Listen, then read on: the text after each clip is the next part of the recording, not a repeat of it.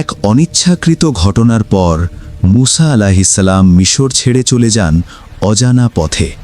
তুর পাহাড়ে আল্লাহ তাকে নবুয়ত দান করেন। তিনি হয়ে ওঠেন আল্লাহর রাসূল। তিনি ফেরাউনের সামনে দাঁড়িয়ে বলেন, আমি আল্লাহর রাসূল, সত্যের আহ্বান নিয়ে এসেছি।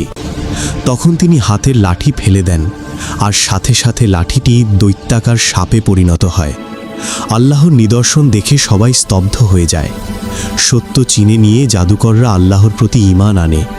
মুসা আলাইহিসসালাম তার জাতিকে নিয়ে মিশর ত্যাগ করেন। সামনে সমুদ্র, পেছনে শত্রু, কিন্তু আল্লাহ ছিলেন সাথে। আল্লাহর আদেশে সমুদ্র দুই ভাগ হয়ে যায়।